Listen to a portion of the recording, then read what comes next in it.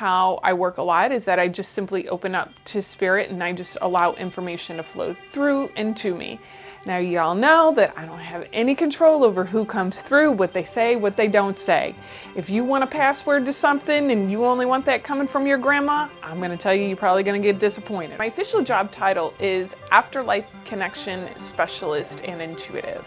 What that means is that I'm able to give people once-in-a-lifetime chances to connect with a deceased loved one or not so loved one, depending on how you felt about them, to help to achieve a sense of peace or closure. There was a younger man that had passed away very quickly, suddenly and or unexpected.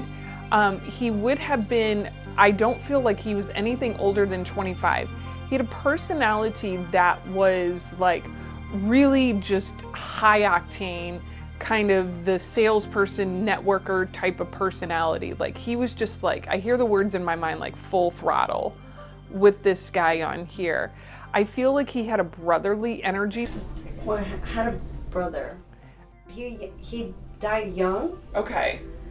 I was suddenly. He gives me this feeling of like a lot of rage with him, a lot of anger. You would understand that with his life. So my father, he was on the police force and he was sergeant and he was also a detective for a time. And I was about 4.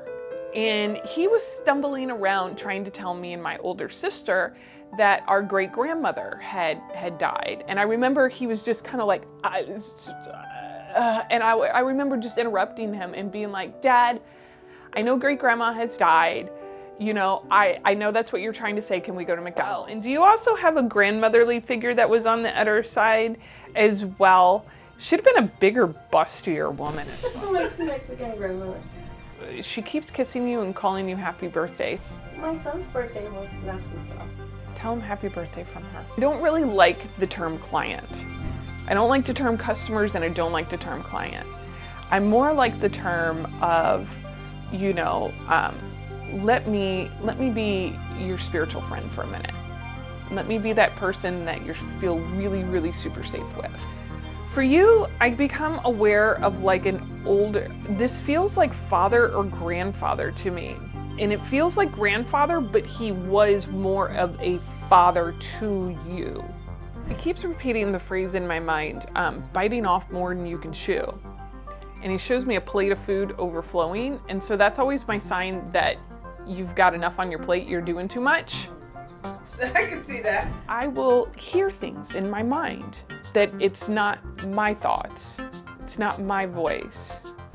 And I work with a lot of signs and symbols over the years. So I have a lot of symbols that, you know, will come through that I'll say like, okay, I know this about you because they show me a cruise ship. So I know you might have taken an international trip or about to.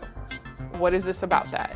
What I would really like to tell skeptics is like, you already have intuition. It's a matter of seeing how it's beautifully worked for you in your life.